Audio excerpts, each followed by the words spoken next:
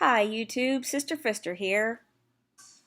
So this has been an interesting day because it is almost mid-March and it started snowing this morning. So the kids are out of school. We've had a fun snow day, sledding and jumping on the trampoline and throwing snowballs at each other and making cookies and drinking hot chocolate. And so we are wired for sound right now, and kids are in there jumping on the furniture. So awesome. And I'm talking to you. So today's Kingdom Melody du jour is called Move Ahead. It appeared in the 1966 songbook as number 63, in the 1984 songbook as number 123, and in the 2017 songbook as number 65, but barely recognizable. There were actually no changes between 1966 and 1984, but there are quite a few very interesting ones in 2017. But before we get started, if you listen to it or read the lyrics, you'll see that it's about preaching, as most of their songs actually are, at least the early ones, and about becoming a better minister. Okay, fine. But what exactly do the words move ahead mean in this context? It almost makes you think about a board game or a business structure like maybe a Ponzi scheme or a multi-level marketing where you start out as a low-level representative and then you work your way up to supervisor and then director and then whatever title comes after that, like Tupperware or Avon or something. For them to write a song like this one, it really implies something very, very intentional. It implies a hierarchical structure and pressure to move up to the next level. You want to know what that actually looks like and what it's based on? Well, I recently read a book called 30 Years a Watchtower Slave by a man named William Schnell, who was there from the beginning of the modern organization. And that book lays out the basis for this hierarchy and how it was, at its core, nothing more than a scheme to accomplish a free advertising campaign. And that campaign was so successful that it continues to this day. So successful that that advertising campaign destroyed my family and so many thousands of others. It's crazy. If you haven't read this book, it's pretty fascinating. Anyway, so let's look at the song. 1966, verse 1. Here we go. Move ahead to maturity. It's the will of our God that we gain ability. Oh, really? Then why couldn't we go to college? Try your best to improve in your ministry, and then our God your work will bless. Oh, that's why. Notice the implication here that if we devote ourselves to the ministry, aka we are good salespeople for the Watchtower Bible and Tract Society, God will bless our work. There is a place in the service for all. Be all that you can be in the army. Oh, no, wait. Wrong service. It is the work Jesus did, you'll recall. No, actually, I don't recall that. Look to God that you thus at no time may fall. Keep standing firm for righteousness. So by righteousness here, they actually mean the truth, which is what they call their religion. FYI. Okay. 2017 version, verse 1. The most notable change here that they've made to this song is that they have changed the melody so drastically that it is unrecognizable. Like completely. So I'm going to have to just read the new lyrics to you in case you don't believe me. Here is a clip of the new melody. Move ahead, all you will.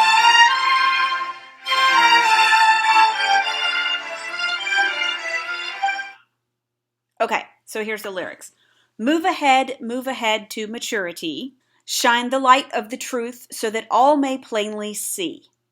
How interesting. I guess God doesn't care anymore if we gain ability. Try your best to improve in your ministry. Trust in God for true success. So also gone is the idea that God will bless your work if you do your best in the ministry. I wonder, are there too many people who've devoted their entire lives without experiencing said blessings? Is that why they had to change this? I wonder. Okay. There's a place in the service for all. It's the work Jesus did, you recall. Look to God for support that you may not fall, standing firm for righteousness. No, I still don't recall Jesus being described as a watchtower salesman, but all right. Once again, the certainty is gone from this song, and notice the difference in the wording. You may not fall as opposed to at no time may fall. That's an interesting difference, don't you think? Moving on, or moving ahead, 1966 version, verse 2. Move ahead, boldly witnessing, everlasting good news to all sorts of people bring. Joyfully praise Jehovah, our God and King, by witnessing from door to door.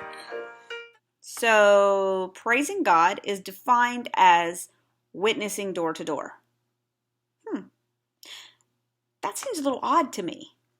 The wicked foes tend to cause you to fear. Do not shrink back, but let everyone hear. That's the news that the kingdom of God is near. Declare the truth, yet more and more. So many of the kingdom melodies refer to wicked foes and opposers and persecution. It's really annoying. Especially so if you read William Schnell's book and see how he describes so clearly in that book how he and others purposely created disturbances, how they purposely did things to get themselves arrested in order to keep the notoriety of the religion up, in order to keep them in the headlines in the papers. And they did it, and they ended up in the Supreme Court of the United States. And they did end up blazing some new trails for free speech in this country, but I actually think that was an accident.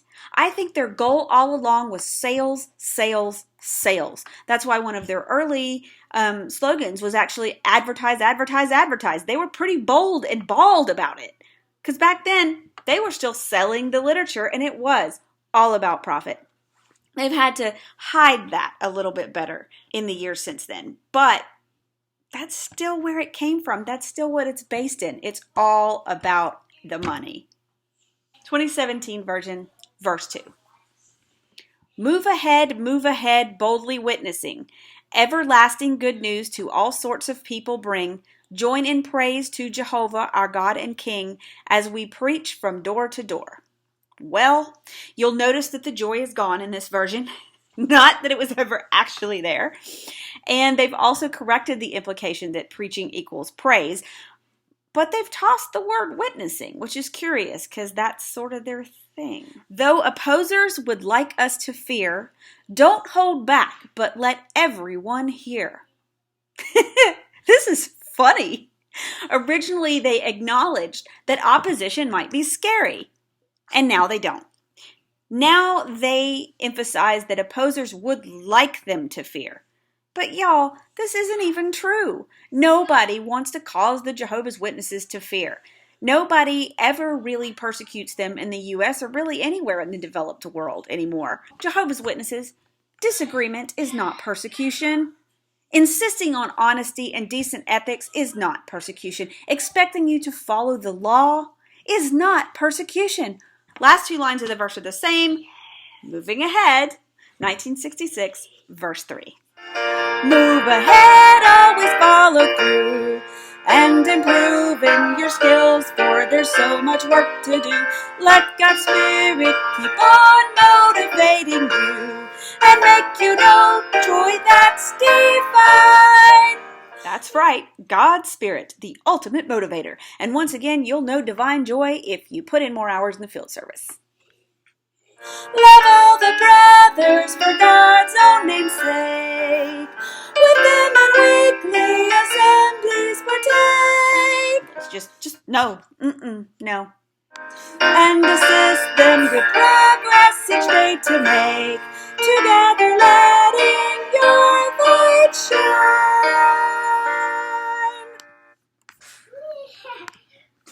Well, that was an awful song. Yes, it was. I agree. Assisting them good progress each day to make is also an interesting turn of phrase. First of all, because the grammar is atrocious and it's like the passive aggressive form of the passive voice. I don't know, it's awful. When I was a witness, though, the type of assistance that they're talking about here is not actually assistance in the true meaning of the word. What they mean here is snooping, reporting, tattling, and making sure that everyone toes the line at all times. Your loyalty is to the organization and to the rules, not each other. So to assist someone else to make progress is to report on them if they don't, or if they step out of line. Yeah. And as it was done to me, so I did unto others. I'm sorry. It's the way we were raised. 2017, verse 3. Move ahead, always follow through, and improve in your skills, for there's so much work to do. Let the Spirit of God keep on leading you. Find the joy that is divine. So notice that the Spirit is no longer motivational. It's leading you. But wait a minute. I thought that the governing body said that they weren't Spirit-directed or inspired. So would that mean that the Spirit could even actually lead the average Jehovah's Witness? I mean, if it was leading anyone, wouldn't it be leading those at the top? But it's not. So also, Jehovah's Witnesses are now personally responsible for finding the divine joy. Because the Spirit's not going to make you know it anymore. Love the people you work hard to find. Keep returning to reach heart and mind, and assist them to grow and to be refined, so the light of truth will shine. That's right. You no longer are required to love the brothers or to meet with them in weekly assembly. Thank goodness. But you do have to keep on returning and annoying people until you work hard enough to find ones who are susceptible to conditioning so that they will move ahead. The 1966 version of this song actually has a pretty jaunty tune, but I do agree with Robert on it. It's an awful song, all things considered. But you know, as I go through these songs, I've started to notice repeating patterns, and it's spawned a little bit of a research project for me. It's probably going to take forever to finish, but I think the results will be quite interesting, at least to us ex-J-dubs, and possibly psychologists. Just saying.